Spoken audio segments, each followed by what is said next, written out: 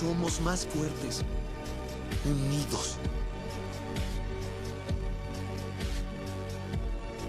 Se mettre à la place de l'autre peut parfois être utile, mais pour Oli, avoir aidé un oiseau en difficulté à trouver de la nourriture a causé l'extinction de sa lignée.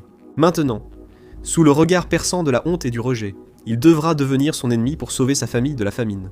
Prépare-toi pour un voyage où rien n'est ce qu'il paraît.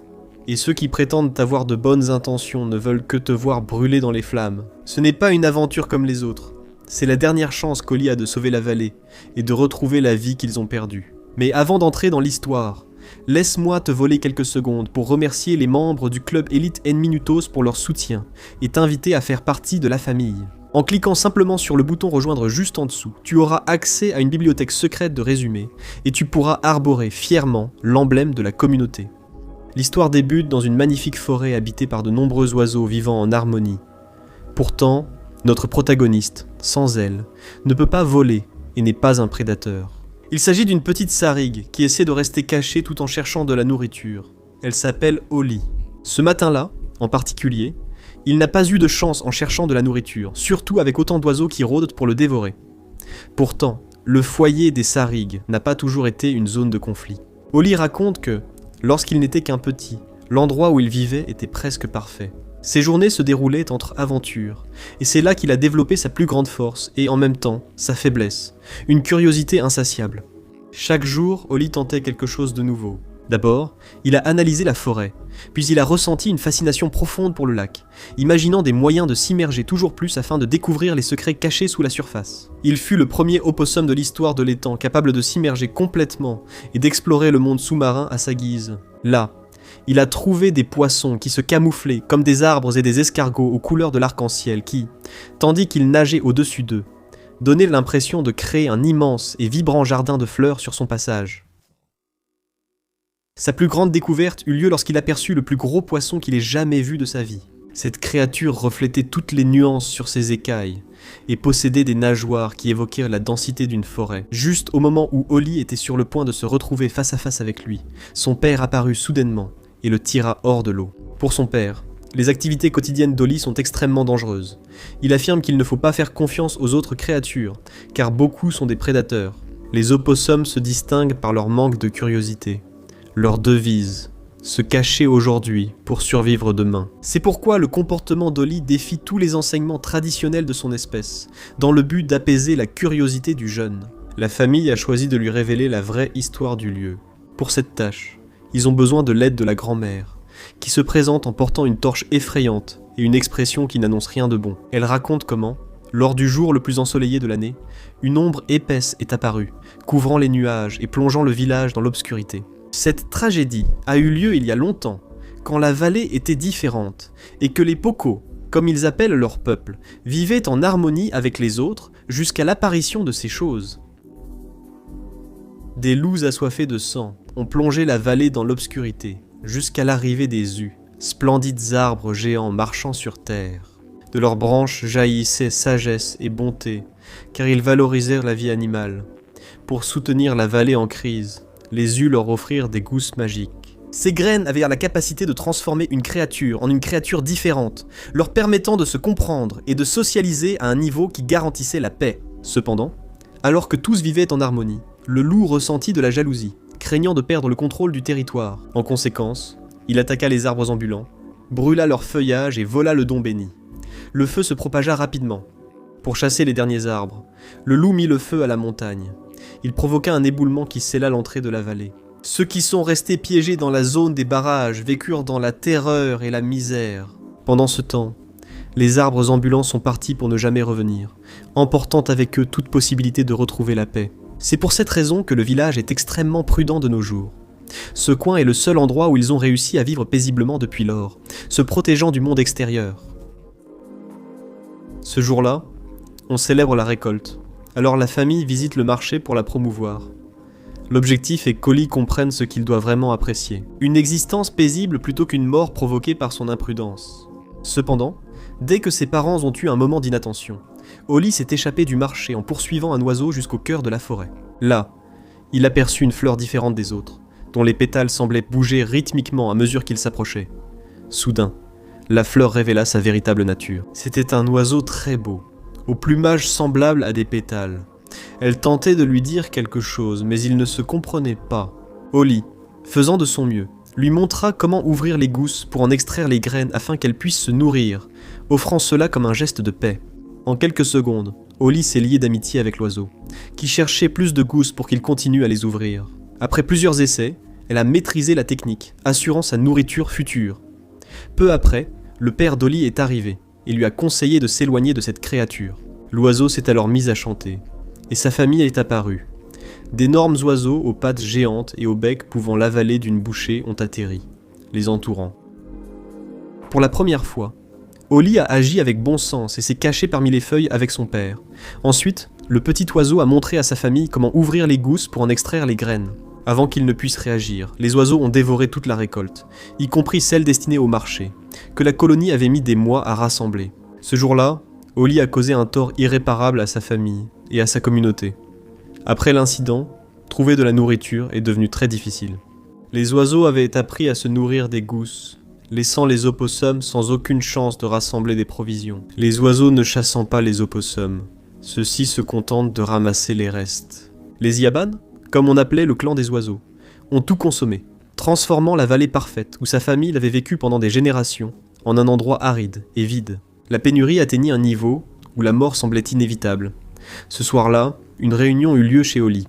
Tous étaient profondément inquiets car le dépôt de nourriture était presque vide et la faim les accablait. Holly entendit plusieurs fois que tout était de sa faute, même si ses parents faisaient tout pour le protéger du mépris des autres. C'était tout ce qu'ils pouvaient faire pour lui. Quand les autres furent partis, Holly voulut parler à son père, mais celui-ci répondit que ce n'était pas le moment. Holly sentit que tout était de sa faute. Sa curiosité avait ruiné la source de nourriture du village, et bientôt cela causerait la mort de beaucoup d'autres. Pour la première fois depuis longtemps, Holly se rendit compte que son imprudence s'était retournée contre lui. Cependant, il était plus que prêt à réparer les dégâts causés. À cet instant, il se souvint de sa rencontre avec l'oiseau ce matin-là. Il se rendit compte que, juste avant que l'oiseau ne l'attaque, le reflet d'un cristal avait fait fuir l'oiseau. Décidé à mettre sa théorie en pratique, il retourna à l'extérieur en emportant avec lui un groupe de cristaux. Il les utilisa pour refléter la lumière du soleil, la dirigeant directement vers les javans, qui s'envolèrent aussitôt. En fuyant, ils laissèrent assez de graines pour nourrir le village une semaine. Cependant, l'un des oiseaux décida de faire preuve de courage et resta là pour affronter Holly. Le jeune homme se moqua de la créature juste avant que l'oiseau ne le charge avec une force brutale. Le choc les fit rouler tous les deux en bas de la colline, mais Holly finit par tomber dans une sorte de grotte. Et la seule chose qui l'empêcha de tomber dans le vide fut une toile d'araignée violette. En ouvrant les yeux, il comprit qu'il était devant une des gousses évoquées par sa grand-mère. Si c'était vrai, il deviendrait un oiseau en la touchant. Cependant, il n'était pas prêt à le faire, pas après avoir découvert la solution au problème qui touchait tout le village. Malheureusement, alors qu'il essayait de sortir de cet endroit, la toile d'araignée se brisa et Holly tomba dans le vide, directement sur la gousse magique, qui émit aussitôt un énorme faisceau de lumière. À cet instant, la scène change, et nous voyons son père le chercher au fond de la forêt. Sa famille a entouré le trou et lui a demandé de sortir immédiatement. Mais Holly leur a dit qu'il se sentait étrange. Dès qu'il est sorti, tous ont vu qu'il s'était transformé en oiseau. Et comme la guerre battait son plein, tout le monde s'est précipité pour le détruire, l'accusant d'avoir pris leur chère Holly. Avec des torches et des pierres, les opossums ont poursuivi l'oiseau jusqu'à la falaise, où il est finalement tombé dans le vide, heurtant des branches et restant étendu au sol. Heureusement, le lendemain matin, il n'avait rien de cassé, seulement son orgueil, même s'il restait un oiseau. De plus, le courant l'avait emporté jusqu'à l'île extérieure, où vivaient le reste des créatures, qui ne se montrèrent pas très aimables et lui flanquèrent la peur de sa vie. Quand la peur culminait, un groupe d'oiseaux apparut pour le saluer. Holly n'arrivait pas à s'habituer à être désormais un oiseau, et non plus un opossum. En raison de son comportement, elles pensèrent qu'il avait besoin de soins médicaux, car il paraissait hors de lui. Elles décidèrent donc de l'escorter jusqu'à la roche Yavan, foyer des oiseaux, où elles pourraient veiller sur lui. Grâce à la magie de la cosse, Holly communique avec les oiseaux, et comprend toutes les créatures de la forêt, renforçant ainsi leur théorie qu'il est fou. Ivy, la chef, lui confie que lors de son sauvetage, il a sans doute heurté rochers et arbres. Cela expliquerait son comportement étrange, comme s'il avait une commotion. Elle promet de l'accompagner jusqu'à la roche des Yavan, où ils pourront l'aider. Juste au moment où Holly allait expliquer qu'il n'était pas un oiseau, un hurlement se fait entendre au loin, et les filles le traînent de nouveau vers la roche, car il n'est pas prudent de rester là. Elles sont convaincues que le loup peut le sentir, alors, pour lui sauver la vie, elles le couvrent de crottes, une énorme boule qu'un insecte transportait pour sa famille. Elles lui disent de rester caché sans bouger et vont tenter de le distraire.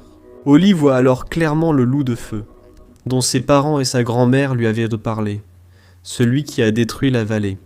Plus tard, alors qu'il enlevait le caca de son corps près de la rivière, Holly a revu le poisson qu'il avait trouvé il y a longtemps. Le poisson s'appelle Boogle et écoute attentivement son histoire sur sa transformation, lui assurant qu'il n'est pas fou. Lui aussi a vu les gousses brillantes. Elles sont dans un arbre mort et immense de l'autre côté de la forêt. Ivy revient quelques minutes plus tard et entend Holly balbutier à propos de gousses brillantes, d'arbres morts et de poissons souriants, ce qui confirme son soupçon qu'il est complètement fou. Pourtant, elle sent qu'elle doit l'aider, peut-être à cause de la commotion qu'elle lui a causée. Après avoir marché un moment, Holly parvient à apercevoir l'une des gousses brillantes au milieu d'une petite île entourée d'eau. Comme il ne maîtrise pas encore sa capacité à voler, il n'a pas d'autre choix que d'essayer d'y aller par la terre. Essayant d'être gentille, Ivy vole jusqu'à l'arbre mort et propose de lui apporter la gousse. Mais en la touchant, elle devient Puko. Ils n'ont plus de fleurs magiques pour retrouver leur corps, ce qui complique encore la situation. Holly ne peut rien faire d'autre que se lamenter. Il vient de perdre l'occasion de retrouver sa famille et de leur raconter la solution à tous leurs problèmes. Mais il fait maintenant face à un problème bien plus grave. Il doit trouver une ou deux autres gousses, car Ivy refuse de le quitter tant qu'elle n'aura pas retrouvé son corps parfait et couvert de plumes. Holly refuse de passer plus de temps avec Ivy. S'il y a une gousse, elle sera à lui. Mais d'abord, il doit demander à Google s'il connaît un autre endroit où en trouver.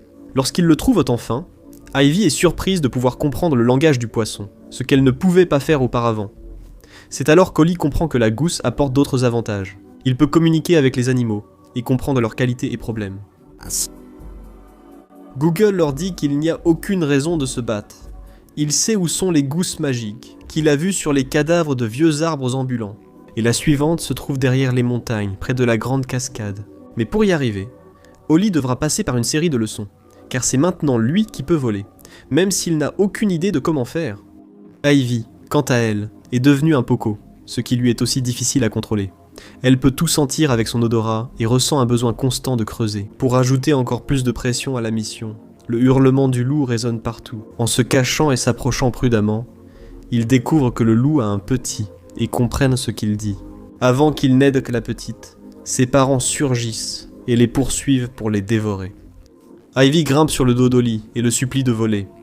C'est leur seul moyen de fuir.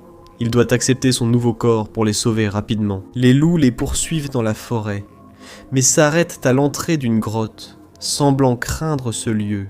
En lançant une pierre à l'intérieur, Holly découvre qu'il s'agit d'un nid de serpents, et que tout mouvement pourrait les tuer tous les deux.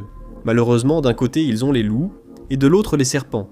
Alors ils doivent choisir le moindre mal. Holly essaie d'expliquer à Ivy comment utiliser son nez pour trouver le chemin sûr. Les Puko ont la capacité de voir les odeurs, donc elle peut distinguer les serpents des racines et les guider vers la sortie. Grâce à son odorat et les yeux fermés, Ivy distingue serpents et racines, aidant Holly à avancer prudemment sur les racines sûres. Peu à peu, ils progressent dans la grotte, s'éloignant des loups. Mais alors qu'ils vont sortir, les loups hurlent, réveillant tous les serpents qui les poursuivent aussitôt à grande vitesse. Au fond de la grotte, il y a une branche, puis le vide. Une chute dans le vide, sans retour possible. Holly doit voler ou ils mourront. Les secondes suivantes de chute le remplissent de panique, tandis qu'Ivy essaie de lui expliquer rapidement comment faire. Elle lui demande juste d'étendre ses ailes et de laisser l'air passer dessous. Au moment où ils allaient s'écraser sur les rochers, le garçon y arrive enfin. Voler pour la première fois est indescriptible pour Holly. Les minutes suivantes ne sont que pur bonheur. Même Ivy semble en profiter davantage maintenant qu'elle est copilote. Avec la nouvelle compétence d'Holly, atteindre la cascade devient facile, mais la nuit va bientôt tomber. Il vaut mieux qu'ils passent la nuit en sécurité. Demain, ils iront là-bas et utiliseront les gousses pour retrouver leur corps. Pendant ce temps, Ivy lui révèle que sa famille n'est pas la seule à avoir des problèmes. Depuis que les arbres ambulants ont disparu, la nourriture aussi, et tous les Javans souffrent de la faim. Ils doivent manger une racine amère qui les rend malades, car c'est la seule chose qui pousse. Beaucoup de ses frères et cousins sont morts de faim. Ses parents aussi, une perte qui lui fait toujours très mal. C'est pourquoi elle aide autant ses sœurs, qui, comme l'a noté Holly, ne sont pas très intelligentes, mais elles sont tout ce qui lui reste. À ce moment-là, Holly découvre qu'Ivy est le petit oiseau qu'il a aidé il y a longtemps, à qui il a appris à extraire les graines des gousses, et la cause de la tragédie de toute sa lignée, ce qui donne à leur rencontre un sentiment de destinée. Holly n'ose pas lui avouer qu'il est ce garçon, mais cette idée le hante toute la nuit. Au matin, quand le brouillard se dissipe, il voit la grande cascade. Mais c'est là que vit le grand loup de feu, et ils ne peuvent pas s'approcher sans se mettre en danger. Quelques secondes plus tard, ils se rendent compte que Bugle les attendait au pied de la cascade, et il propose de distraire le loup assez longtemps pour qu'il puisse récupérer la gousse magique. Il est prêt à le faire pour eux, bien qu'il regrette que, lorsqu'ils retourneront dans leur corps, il restera seul. C'est alors qu'Ivy lui propose une des gousses. Peut-être pourrait-il devenir un Yavan ou un Poco, comme il voudra, et ainsi, il aurait beaucoup d'amis. Il ne serait plus seul dans l'eau. Quand ils exécutent le plan, Bugle s'allonge sur un rocher et fait semblant de s'étouffer pour attirer les loups hors de leur grotte sous la cascade, permettant ainsi aux enfants d'entrer. Et ils voient une des gousses sur l'arbre mort. Cependant, ils doivent décider qui va la prendre. Ivy propose de le faire elle-même pour redevenir un oiseau. Puis, voler vers un autre arbre mort pour en prendre une autre. Holly, méfiant, s'interpose pour l'arrêter. Pris de colère, Holly lui avoua la vérité. Il était le petit Poco qui lui avait tout appris sur les graines, après leur arrivée et le début de la dévoration. Ils ont causé la mort de nombreux frères et sœurs. Ainsi, ils ne sont pas les seuls à avoir souffert de la faim. Holly précise que les rares survivants ne passeront pas l'hiver, et que c'est sa faute, ou peut-être la sienne, pour avoir été trop confiant. Il explique que, depuis ce jour, il a perdu la confiance de tous ses proches. Même son père évite son regard. Il ignore comment la regagner. À ce moment-là, les loups reviennent, et Holly finit par trébucher. Ils tombent tous les deux dans le vide, et touchent la gousse en même temps. Cependant, aucun ne retrouve son corps. Tous deux se transforment en poissons, et Bugle arrive pour les sortir de là, devenu poisson. Holly est très déçu et en colère. Il décide d'arrêter la discussion avec Ivy, et lui propose qu'ils prennent des chemins séparés. Alors qu'il s'éloigne, Bugle lui dit qu'il va lui manquer, et qu'il a été un très bon ami. Il regrette de ne pas pouvoir voir toutes les gousses sous l'eau, car il en reste beaucoup. Il se sent mal pour ses propos, et doit maintenant revenir, honteux, s'excuser auprès de Bugle. Il lui explique ensuite le fonctionnement des gousses magiques. Mais il ne s'excuse pas auprès d'Ivy, qui le suit, blessé par ses paroles. Ensuite, Ivy lui dit combien il regrette d'avoir causé cela à sa famille. Elle ignorait les conséquences de manger toutes les graines, mais son peuple mourait de faim, et elle voulait aider.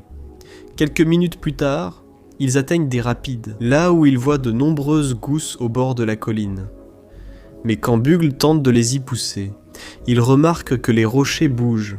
À ce moment, il réalise que ce ne sont pas des rochers, mais des ours couverts de mousse, et rien n'attire plus un ours qu'un poisson frais. Les secondes suivantes sont de pure panique. Bugle essaie d'esquiver les ours tandis que leurs griffes émergent sous l'eau. Il suffit d'une petite erreur pour devenir leur dîner. Malgré tout, le grand poisson parvient à gravir un autre niveau de la colline et à s'éloigner d'eux. Mais juste au moment où ils sont sur le point d'atteindre les gousses, les loups apparaissent. Ils les attendent pour les dévorer. Le petit loup, le plus excité, finit par trébucher et tombe de la falaise. Il parvient à s'accrocher à une petite branche, mais maintenant, il est à la merci des ours, et ses pattes commencent à se fatiguer. Bugle et les autres ont la possibilité de s'enfuir. Mais cela signifierait laisser le petit loup subir une mort horrible. Holly n'est pas prêt à laisser le petit mourir. Alors il demande de l'aide aux autres. Ils fabriquent une sorte de corde en utilisant leur queue pour sauver le petit loup. Puis ils continuent à grimper vers les gousses. Une fois qu'ils atteignent les gousses magiques, chacun touche l'une d'elles et dit le nom de l'espèce dans laquelle il veut se transformer. Ainsi, de façon magique, ils retrouvent tous les deux leur corps. Il ne reste plus qu'à Bugle de choisir ce qu'il veut être. Son ami est très heureux pour eux. Quelques secondes plus tard, il leur révèle l'inattendu. Le poisson saute de l'eau, touche une gousse et dit son nom. Il se transforme ainsi en l'énorme loup de feu, celui qui domine la vallée et que toutes les autres espèces craignent profondément. Ils s'étaient trompés. Le loup qu'ils avaient vu n'était qu'un loup ordinaire, pas la bête redoutable. Voici le vrai méchant de l'histoire. Un énorme loup noir capable de s'enflammer à volonté, et de détruire toute la vallée s'il le voulait. Pendant de nombreuses années, le loup était resté piégé dans le corps de ce poisson, grâce aux arbres ambulants. Ceux qui, avant de partir, l'ont condamné à une prison aquatique, loin du feu. Mais maintenant, grâce à eux, il est enfin libre de poursuivre sa route de destruction et de soumettre la vallée à sa volonté. Le loup se moque de leur ingéniosité. Quelques secondes plus tard, Ivy tente de s'élever et d'emmener Holly loin d'ici. Mais le loup l'attrape en plein vol et d'une morsure lui inflige de graves blessures. Ensuite, il utilise son dos enflammé pour détruire le reste des gousses magiques, afin que personne n'ait la possibilité de l'emprisonner à nouveau dans le corps de ce poisson. Comme il a des projets plus grands que de détruire un oiseau et un opossum stupide, le loup se retire et les laisse là pour qu'ils meurent. Cependant, Holly ne renonce pas. Il fabrique une civière grâce à son ingéniosité et entreprend un voyage épuisant jusqu'au rocher des Yavans pour qu'ils aident Ivy à se rétablir. Lorsqu'il parvient enfin à atteindre le sommet, la fatigue fait qu'Holly s'évanouit. Lorsqu'il se réveille, l'une des médecins lui dit qu'Ivy est partie, pensant qu'elle était morte alors qu'elle était juste partie chercher à manger. Il la retrouve saine et sauve, fou de joie, et la serre dans ses bras. Peu après, Ivy demande à Holly de l'accompagner pour lui montrer quelque chose. Il découvre alors la communauté des Yavans, similaire à la sienne. Ils ne sont qu'une espèce qui essaie de vivre en paix, avec leurs petits loin du danger. Ivy est très sincère avec lui. Si ce n'était pas parce qu'il leur avait appris à manger les graines, aucun d'eux ne serait encore en vie. Pour la communauté des Yavans, le petit Holly est une légende et un héros. Quelques secondes plus tard, une sorte de neige étrange commence à tomber. Mais quand Holly utilise son odorat, il se rend compte que ce n'est pas de la neige, mais des cendres. En s'approchant du rebord, ils peuvent voir un grand incendie qui s'étend dans toute la vallée. Le loup a commencé à faire des siennes, et ils doivent trouver un moyen de l'arrêter. Les sages des Yavans suggèrent de se cacher dans leur nid et de s'envoler loin de la vallée. Mais Ivy refuse, voulant aider à sauver les autres créatures. Pour la première fois depuis longtemps, elle parvient à convaincre la communauté de coopérer, formant une immense volée. Tous commencent à aider les petites créatures à échapper au feu. Pour les grandes, il n'y a pas grand-chose à faire, si ce n'est les guider jusqu'au lac, où elles seront plus en sécurité, mais pas pour longtemps. Le seul endroit vraiment sûr, c'est l'île des Pucos, entièrement entourée d'eau. Le problème, c'est comment réussir à amener tout le monde jusque-là. À ce moment-là, les loups apparaissent. Eux savent nager, et poussent un tronc avec les petites créatures vers l'île, où elles pourront être en sécurité. Quelques secondes plus tard, Holly aperçoit sa famille, et ils sont surpris de le voir. En aidant un loup et les oiseaux, le garçon explique à son père que les gousses sont réelles, tout comme l'histoire des arbres ambulants. Il a pu se transformer en d'autres animaux. Et maintenant, ils comprennent qu'ils ont besoin les uns des autres pour survivre, qu'ils sont plus forts ensemble. Avec cela, il parvient à convaincre son père, et tous les Pucos se consacrent à aider les autres créatures à atteindre l'île. Mais cela ne résout pas le principal problème. Le loup de feu surgit et appelle Holly en criant, décidé à le détruire pour avoir voulu aider les autres. Avant que le loup ne traverse avec les arbres flottants, Holly court à la grotte de sa première transformation, et il supplie les racines mortes de lui donner une seule chance de sauver la vallée. Il a besoin d'une cosse où tout le monde périra. À ce moment-là, un miracle se produit. Les racines commencent à s'illuminer une à une, puis une grande quantité d'énergie se concentre au centre, jusqu'à ce qu'une cosse beaucoup plus grande et lumineuse apparaisse devant Holly. Quand le garçon la touche, il prononce le nom des arbres ambulants. Les cieux et la terre commencent à trembler. Ensuite, un immense arbre surgit de la grotte, et tout le monde se rend compte qu'il s'agit d'Holly, qui se dirige vers un affrontement en tête-à-tête contre le loup de feu. Le loup, qui n'a pas été très malin, était sûr de gagner le combat, et il prend le risque de rester coincé, entouré d'eau sur un tronc. Holly n'a qu'à secouer ses énormes pattes et lui donner un bon bain. Avant que le loup ne réagisse, Holly crée une gousse magique, qu'Ivy prend. Elle vole vers lui pour le retransformer en poisson, mais le loup se réveille et s'embrase. Il brûle la gousse avant qu'elle ne touche sa peau. Furieux, le grand loup monte sur son dos et commence à brûler ses branches par le haut, comme il l'avait fait avec les autres qu'il avait vaincus. Holly doit reculer vers le barrage tandis que le loup s'approche pour finir le travail. Ce que le méchant n'avait pas prévu, c'est qu'Holly utilise ses branches pour transpercer les rochers sous lui et piéger le loup, juste au milieu du barrage. Il fait tomber toutes les structures et se sacrifie pour le noyer. Des heures plus tard, Ivy est revenue avec les parents d'Holly. Mais elle n'avait pas de bonnes nouvelles. Elle n'a réussi à le trouver nulle part. Depuis, le temps a passé. Les dégâts causés par le feu étaient enfin derrière eux, et la vallée a refleuri. Maintenant, toutes les créatures savaient qu'elles dépendaient les unes des autres pour survivre. Un matin, les arbres ambulants sont revenus. Il n'y avait plus de barrage pour arrêter leur avancée, ni de méchants de feu pour les menacer. Ils ont apporté de nouvelles sources de nourriture pour tous. Et au sommet de l'un des énormes arbres, Oli était là, sain et sauf, redevenu une fois de plus un Puko. L'histoire touche à sa fin avec les arbres ambulants, qui s'inclinent devant Oli, dont la curiosité a sauvé toute la vallée. Maintenant, chacun a de nouveau la possibilité de se mettre à la place de l'autre, et de comprendre que tous sont nécessaires dans le nouveau monde.